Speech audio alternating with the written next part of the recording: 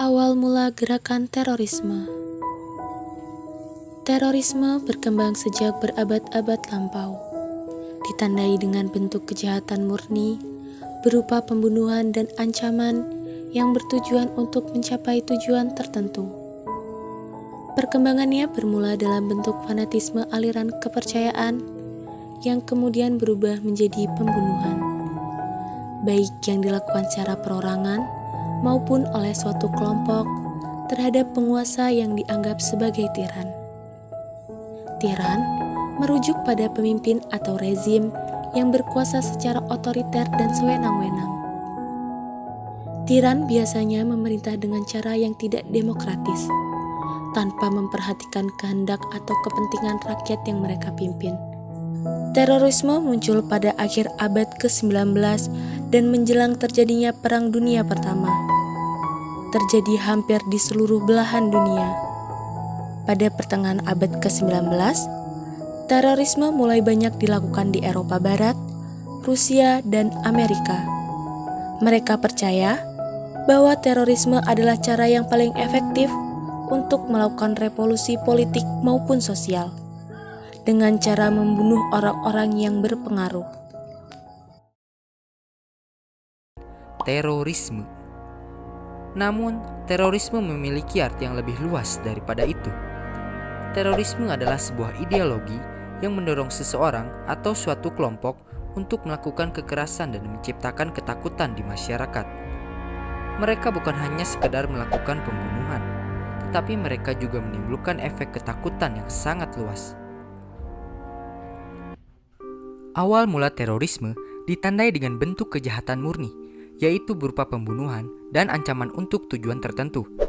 Mengacu pada sejarah terorisme modern, pembunuhan terhadap individu dapat dikatakan sebagai bentuk murni dari terorisme. Pembunuhan pemimpin militer, penyanderaan, dan juga bom bunuh diri menjadi ciri dari gelombang ini. Peristiwa yang paling terkenal adalah pembajakan pesawat komersial oleh sekelompok orang pada 11 September 2001 dan menabrakannya ke menara kembar WTC di New York, Amerika Serikat. Sebagai individu yang memiliki rasa keingintahuan yang tinggi, mahasiswa masih rentan untuk dipengaruhi. Hal inilah yang dikhawatirkan pihak universitas dan pemerintah akan sikap dan paham-paham yang tidak baik yang dapat mendoktrin mahasiswa, seperti unjuk rasa yang dilakukan malah menimbulkan keresahan dalam masyarakat.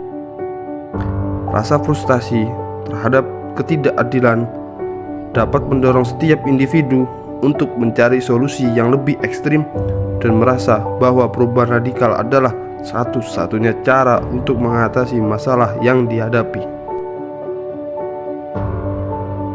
Emosi keagamaan. Kasus penistaan agama yang terjadi di Indonesia dapat memicu munculnya radikalisme di kalangan sebagian masyarakat yang merasa agama yang mereka anut dihina.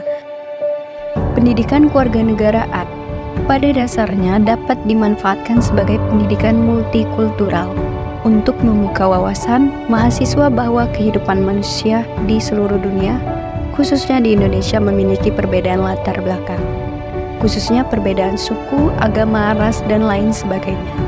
Pendidikan multikultural adalah sebuah pendekatan dalam sistem pendidikan yang bertujuan untuk mempromosikan pemahaman, penghargaan, dan penerimaan terhadap keberagaman budaya, etnis, agama, dan latar belakang sosial dalam suatu masyarakat. Melalui wahana pendidikan multikultural, siswa didorong untuk memahami, menghormati, dan bekerja sama dengan individu dari berbagai kelompok identitas, serta mengembangkan sikap inklusif dan toleransi. Melalui pendidikan multikultural tersebut pada dasarnya dapat membangun sikap toleransi mahasiswa sehingga mudah terpengaruh paham-paham yang bertentangan dengan Pancasila.